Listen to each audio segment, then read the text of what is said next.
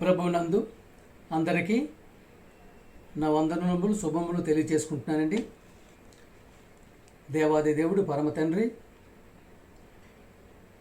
సర్వేశ్వరుడు పరమేశ్వరుడు మహాదేవుడైన మన పరమ తండ్రికి ఆయన ప్రియకుమారుడు లోక రక్షకుడు పాప విమోచకుడు ప్రజలందరికీ ప్రభు అయినటువంటి యేసుక్రీస్తు ద్వారానే స్తుతులు స్తోత్రములు చెల్లించుకుంటూ ప్రియమైన దేవుని వారులారా, ప్రియులారా, ప్రియ సహోదరి సహోదరులారా, యేసు ప్రభు గారిని దేవుడి కుమారునిగా అంగీకరించి ఆయన నామములో బాప్టిజం తీసుకొని ఆయన సమూహంలో యాచక సమూహంగా పనిచేస్తున్న ప్రతి ఒక్కరికి లోక రక్షకుడు పాప విమోచకుడు ప్రజలందరికీ ప్రభు అయిన యేసుక్రీస్తు వారి ద్వారానే అందరికీ నా వందనములు శుభములు తెలియచేసుకుంటున్నాను.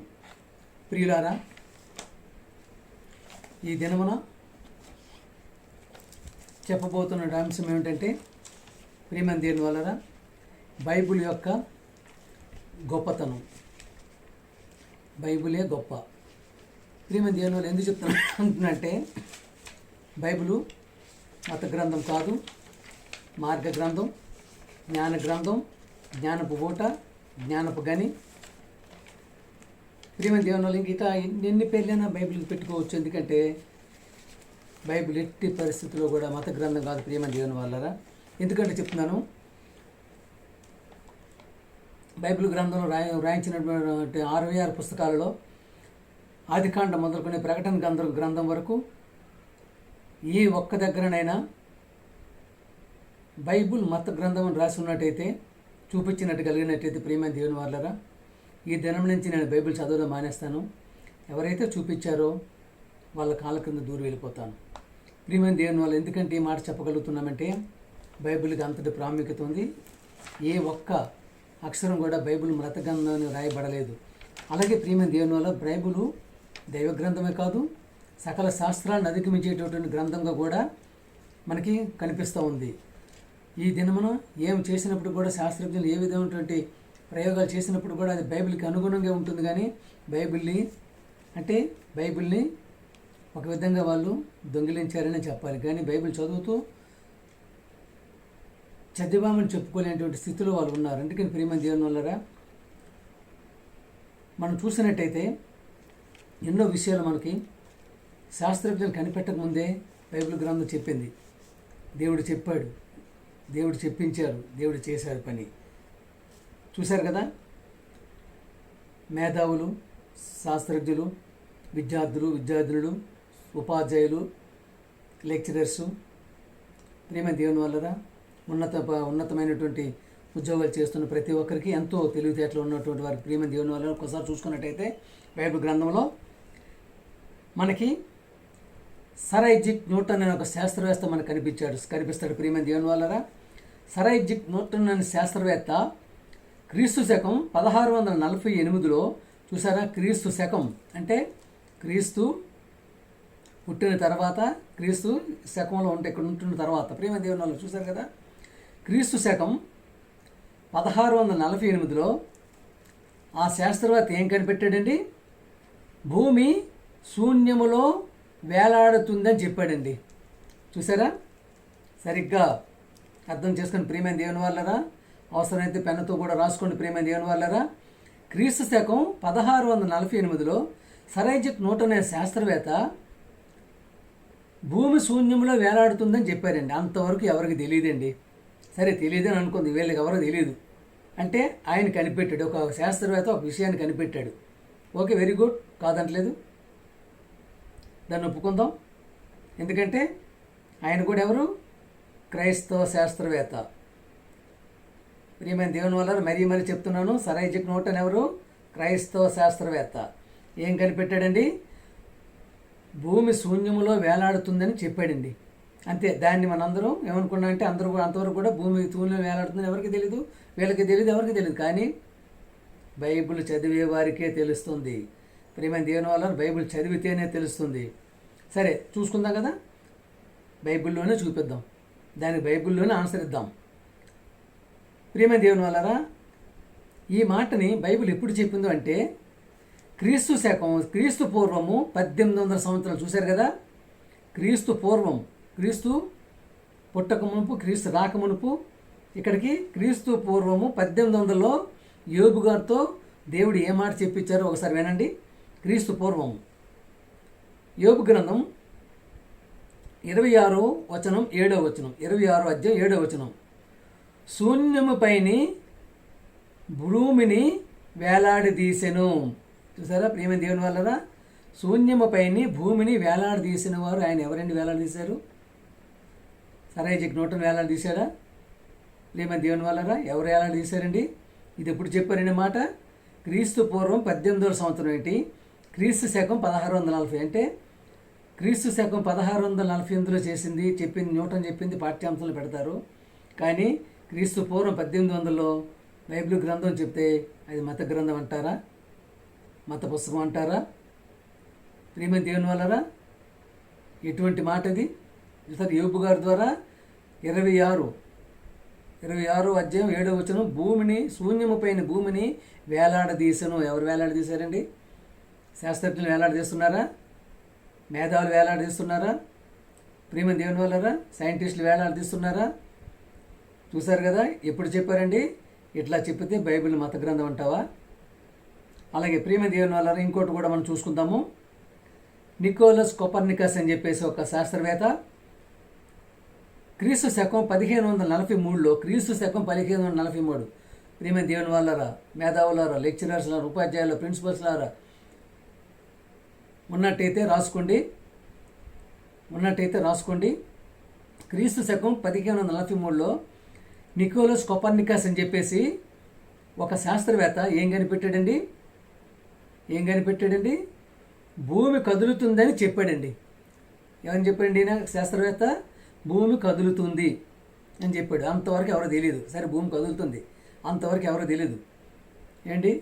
సరే, మహాశాస్త్రవేత్త కనిపెట్టాడు, ఒప్పుకుందామండి. ఎప్పుడు కనిపెట్టాడండి ఈయన? క్రీస్తు శకం 1543. అక్కడ ఎవరండి? సర్ ఐజాక్ న్యూటన్ ఏం కనిపెట్టాడండి? భూమి శూన్యంలో వేలాడుతుందని ఎప్పుడు కనిపెట్టాడండి? క్రీస్తు శకం 1648. అదే క్రీస్తు పూర్వం యోబు గారు ఎప్పుడు చెప్పారండి? దేవుడు యోబు గారితో ఎప్పుడు చెప్పించారు? క్రీస్తు పూర్వం 1800. అంటే టోటల్ ఎన్ని సంవత్సరాల మధ్యలో? అంటే 3448 సంవత్సరాల క్రితమే బైబిల్లో రాయించబడి ఉంది ఇది. ప్రియమైన దేవుని వారులారా చెప్తున్నా, ప్రియులారా, ప్రియ సహోదరులారా, శాస్త్రజ్ఞులారా, పండిత పామరులారా, విద్యావంతులారా, ఇంజనీరింగ్లారా, డాక్టర్స్లారా, యాక్టర్స్లారా, ప్రియ సహోదరులు ఎంతమంది అయినా గమనించుకోవాల్సింది, 3448 సంవత్సరముల కిందట చెప్పినటువంటి బైబిలు చెప్పిన దాన్ని మత పుస్తకం అంటారా? జ్ఞాన పుస్తకం అంటారా? జ్ఞానపు గని అంటారా? జ్ఞానపు ఓట అంటారా? ఎవరండి? క్రీస్తు శకం చెప్పినటువంటి దాంట్లో పాఠ్యాంశాలు పెడుతున్నాం, అంతేనా? చూసారు, ఇది కూడా క్రీస్తు శకం 1543లో నికోలస్ కోపర్నికస్ అనేటువంటి శాస్త్రవేత్త భూమి కదులుతుందని చెప్పాడండి. సరే, దాన్ని తీసుకుందాం, మళ్ళీ బైబిల్లోనే తీసుకుందాం. ఎక్కడైనా ఆన్సర్, ఇంక దేనికైనా ఆన్సర్ బైబిల్లోనే దొరుకుతుంది. ప్రియమైన దేవుని వాళ్ళరా, ఎప్పుడు చెప్పాడండి ఈయన? అదే మళ్ళీ క్రీస్తు పూర్వం 1800 సంవత్సరంలో అదే యోబు గారితో చెప్పించి ఏం చెప్పారండి? భూమిని దాని స్థలము నుండి కదిలించువాడు ఆయనే. ఎప్పుడు రాశారండి ఇది? క్రీస్తు పూర్వం 1800. నికోలస్ కోపర్నికస్ ఎప్పుడు చెప్పాడండి? క్రీస్తు శకం 1543. చూసారు కదా, భూమిని దాని స్థలము నుండి కదిలించువాడు ఆయనే, గాడ్, ఆల్మైటీ గాడ్. ప్రియమైన దేవుని వల్ల ఎవరు కల్పిస్తున్నారండి? కదిలించేవాడు ఆయనే, దేవుడే. నీ శాస్త్రం కదుపుతున్నాడా? ఏమండి, మన బాబులు కదుపుతున్నారా? మన తాతలు కదుపుతున్నారు, ముత్తాతలు కదుపుతున్నారా? నా తాత కలుపుతున్నారు, మీ తాత కదుపుతున్నారు. ఎవరు కలుపుతున్నారండి? భూమిని దాని స్థలం నుండి కదిలించేవాడు దేవుడే, ఆయనే. ప్రియమైన దేవుని వల్ల మరొక మాట కూడా చెప్పించాడు దేవుడు. చూశారు కదా, కీర్తనలు 74:17. చూసారా బైబిల్ యొక్క గొప్పతనాన్ని, బైబిల్ యొక్క సారాంశాన్ని, బైబిల్ యొక్క ప్రియమైన దేవుని వల్ల సకల శాస్త్రాన్ని అధిగమించింది అని చెప్పడానికి ఏ శాస్త్రవేత్త అయినా సరే బైబిల్ని చూసే, బైబిల్ని దొంగిలించే మిలియని మహానీయులు అయ్యారు ప్రియమైన దేవుని వల్ల. ఎందుకంటే ప్రతిదీ కూడా వాడు బైబిల్ చదివి నేర్చుకుంటూ ఏదో అమెరికాలో దీంట్లో ఆక్స్ఫర్డ్ యూనివర్సిటీ చదువుకొని ఏం చదివాడండి? న్యూటన్ బైబిల్ చదివాడు. ఏం చదివాడండి? కోపర్నికస్ కొపర్నికస్ ఎవరు ఏం చదివాడు? బైబిల్ చదివాడు. బైబిల్ని చూసే కాపీ కొట్టే చెప్పిండు అన్నాడు ప్రేమ దేవుళ్ళు. అందుకనే కీర్తనలు 74:17 భూమికి సరిహద్దులు నియమించిన వాడు నీవే. చూసారా? వేసవి కాలము చలికాలము నీవే కలుగు చేసి. చూసారు కదా, కాలాలు మారుతున్నాయి. వేసవికాలం అంటావు, చలికాలం అంటావు, వర్షాకాలం అంటావు, ఋతువులు అంటావు, ఆ మాసాలు అంటావు, చైత్ర మాసం అంటావు, జగత్ మాసం అంటావు. చూసారు కదా, ఎన్నో మరి అడగండి, నెలలకి మాసాలకి పూజలు పునస్కారాలు చేస్తూనే ఉంటారు కదా. ఎవరండి అది? దేనివల్ల అవుతుందండి అది? భూమికి సరిహద్దులు నియమించిన వాడు నీవే, వేసవికాలము చలికాలము కలుగు చేసిన వాడు నీవే. What a great book, what a wonderful book it is Bible, one and only Bible. ప్రియమ దేవుని వాళ్ళరా, మీరు దేనికైనప్పుడు కూడా నువ్వు సమాధాన ఆన్సర్ తీసుకోవాలనుకుంటే అది బైబిల్లోనే దొరుకుతుంది. ప్రియమ దేవుని వాళ్ళరా, దైవ సేవకులారా, బైబిల్ని చెప్పటం అంటే ఏదో నా మాత్రంగా భక్తిపరమైన విషయాలు కూడా ఉంటాయి. కాకపోతే ఏంటంటే దీన్ని చెప్పడంలో ఎంతటి మహత్తరమైన బుక్ని తీసుకుని ఉన్నాం మనం. అంటే క్రైస్తవుని చూడగానే అరే ఈయన క్రైస్తవుడు, జ్ఞానవంతుడు, జ్ఞానపరుడు, జ్ఞానాన్ని బోధిస్తాడు అనేటట్టుగా ఉండాలి. అంతేగాని మా చర్చకు వచ్చేయండి జబ్బులు బాగైపోతే, మా చర్చకు వచ్చేయండి జ్వరాలు బాగైపోతే, మా చర్చకు వచ్చేయండి ఇల్లు కట్టేస్తాం, మా చర్చకు వచ్చేయండి వాకలు కట్టేస్తాం, మాకు కట్నాలు ఇచ్చేయండి అని చెప్పేసి అనేటువంటి బాధ నుంచి ప్రేమ దేవుని ఎంత జ్ఞానాన్ని బోధిస్తున్న బైబిల్ని మనం ఎంతో చక్కగా వర్ణించాలి. ప్రేమ దేవుని వాళ్ళారా, ఆదికాండం మనం చూసుకున్నట్టయితే ఆదికాండం అందుకని ఎంతటి గొప్ప గ్రంథాన్ని మత గ్రంథంగా మార్చేసేటువంటి ప్రయత్నాన్ని చేస్తున్నటువంటి వారిని తిప్పుకొట్టాలి. అలాగే దేవుడు లేడు అనుకునే వారికి తిప్పుకొట్టాలి. ప్రేమ దేవుని వాళ్ళారా, ఇప్పుడు ఉన్నారుగా ఎంతోమంది నాస్తికులు అని చెప్పుకునేవారు, వాళ్ళని కూడా తిప్పుకొట్టేటువంటి ఆన్సర్ బైబిల్లోనే ఉన్నది. ప్రేమ దేవుని వాళ్ళారా, ఆదికాండం 1:28 దేవుడు వారిని ఆశీర్వదించను ఎట్లనగా నీవు ఫలించి అభివృద్ధి పొంది విస్తరించి భూమిని నిండించి దానిని వశపరుచుకొనిడి. చూసారా, మనుషుల్ని దీవించి ఏం ఆశీర్వదించాడు దేవుడు అండి? నీవు ఫలించి విస్తరించి అభివృద్ధి అంటే నువ్వు ఫలించాలి, విస్తరించాలి, పిల్లలు కనాలి, పెళ్లి చేసుకోవాలి, పిల్లలు కనాలి, వారి నా గురించి ఇచ్చేయాలి, అలాగే భూమిని వేలాలి, భూమిని వశపరచుకోండి, భూమిని వశపరచుకోమని చెప్పాడు దేవుడు. ప్రేమ దేవుల్లో భూమిని వశపరచుకునేది, వశపరచుకునే ప్రయత్నంలో ఉన్నట్టయితే చూస్తున్నారు కదా, రాజకీయ నాయకులు, ఎమ్మెల్యేలు, ఎంపీలు, ముఖ్యమంత్రులు, ప్రధానమంత్రులు ఏంటి వేల కోట్లు వేల ఎకరాలు సంపాదించుకుంటూ ఆక్రమించుకుంటూ ఇన్ని వేల ఎకరాలు నాది అని అనుకుంటావా? నీదా? చూసారా, పవర్ ఆఫ్ పట్ట దేవుడు ఎవరికి ఇచ్చారండి? నరులకి ఇచ్చాడు. చూసారు కదా, బస్ స్టాండ్లో పడుకుంటారు పాపం, ఒక్కొక్క సెంటు భూమి లేక, సెంటు స్థలం లేక, 10 గజాలు లేక, 20 గజాలు లేక బస్ స్టాప్లో పడుకుంటున్నారు, ప్లాట్ఫారంలో పడుకుంటున్నారు ప్రేమ దేవుని వాళ్ళు. కానీ నువ్వు మాత్రం వేల ఎకరాలు, అలాగే భూమి సరిపోవట్లేదు, కొండలు దూచేయడాలు, కొండలు కొట్టేయడాలు, 1000 ఎకరాలు నీ సొంతం. అది ఎవరికి ఇచ్చారండి భూమి? దేవుడు వారిని ఆశీర్వదించి ఎట్లనగా నీవు ఫలించి అభివృద్ధి పొంది విస్తరించి భూమిని నిండించి దాన్ని వశపరచుకోమన్నాడు. నరులందరినీ వశపరచుకోమన్నాడు భూమిని.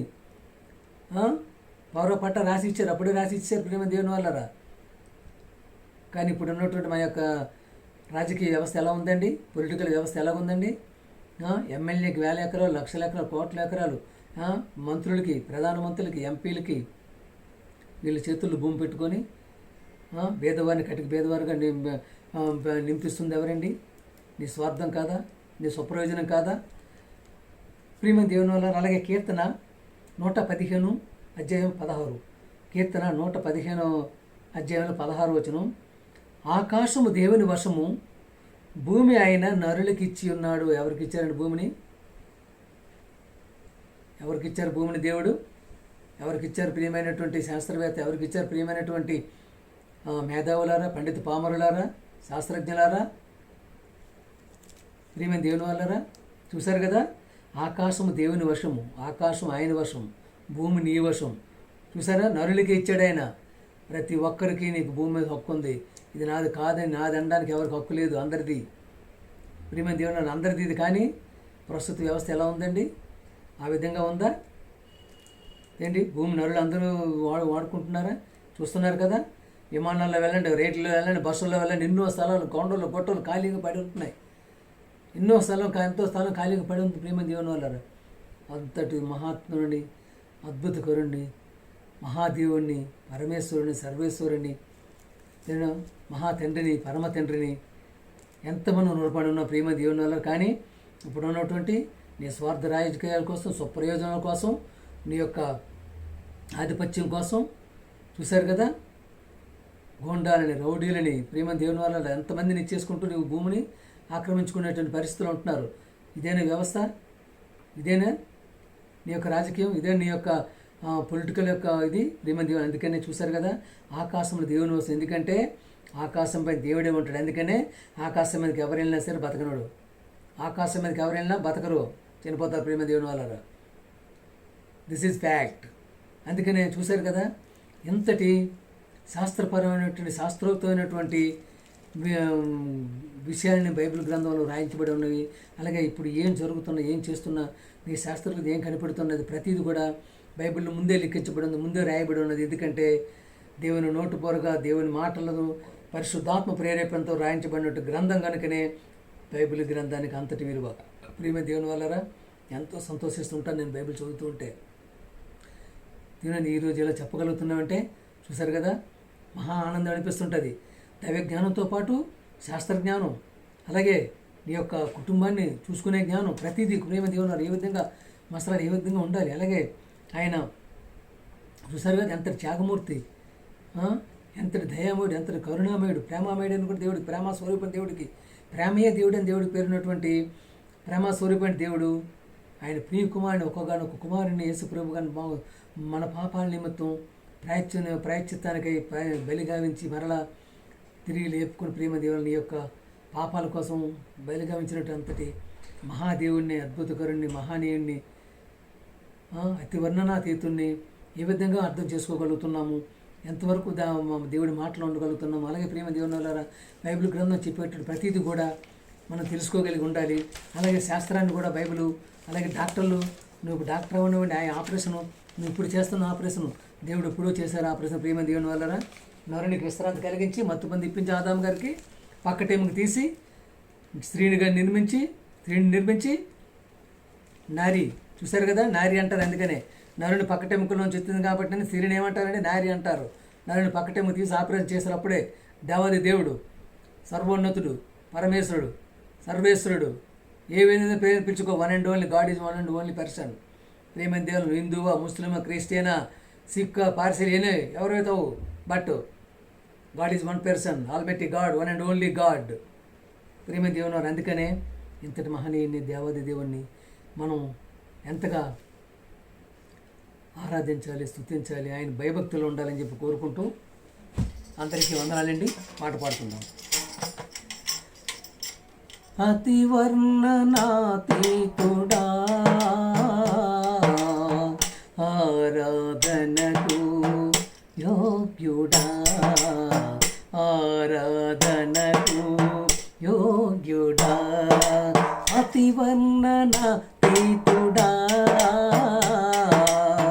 ఆరాధనకు యోగ్యుడా, ఆరాధనకు యోగ్యుడా, స్తుతింతును నిన్ను ఘనపరతును, స్తుతింతును నిన్ను ఘనపరతును, అతి వర్ణనాతీతుడా ఆరాధనకు యోగ్యుడా, ఆరాధనకు యోగ్యుడా.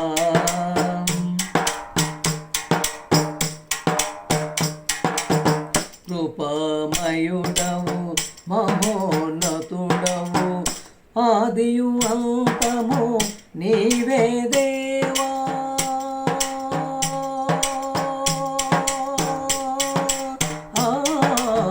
కృపామయుడవు, మహోన్నతుడవు, నిత్యుడగు తండ్రి నీవే దేవా,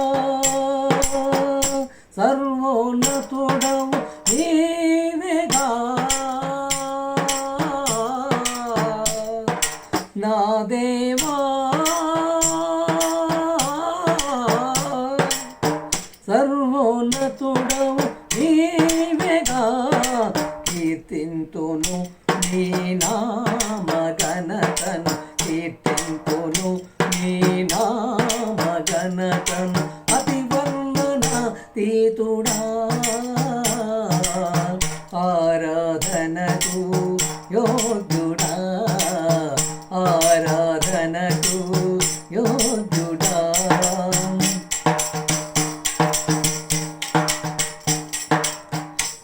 విశ్వమంతయు చేసిన వాడవు ఏదియు నీకో మరుగైలేదు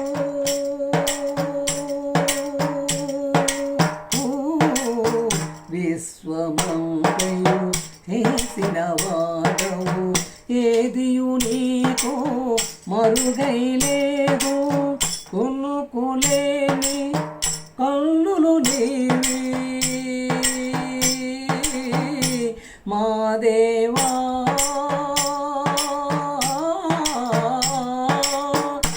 కొనుకులేని కన్నులు నీవి వివరింతును నీ నామ ఘనతను వివరింతును నీ నామ ఘనతను అతి వర్ణనాతీతుడా ఆరాధనకు యోగ్యుడా ఆరాధనకు యోగ్యుడా మరపురాని మహాదేవుడవు విలువైనదిని చేతి మహిమా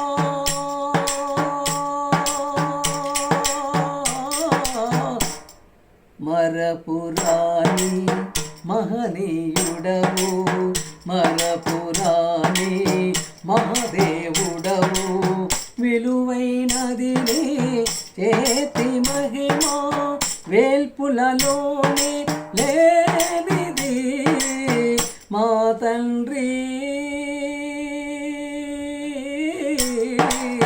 వేల్పులలోనే లేనిది నీ మధుర మాధుర్య చరితము నీ మధుర మాధుర్య చరితము అతి వర్ణనాతీతుడా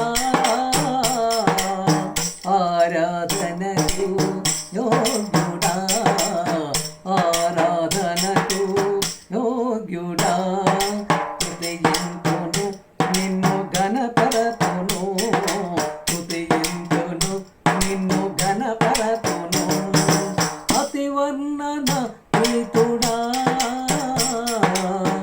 ఆరాధనకు యోగ్యుడా ఆరాధనకు యోగ్యుడా. అందరికీ వందనాలండి.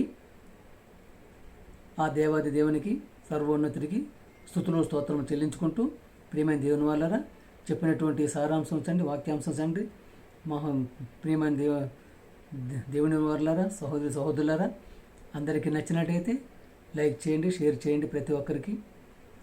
అందరికీ వందనాలండి.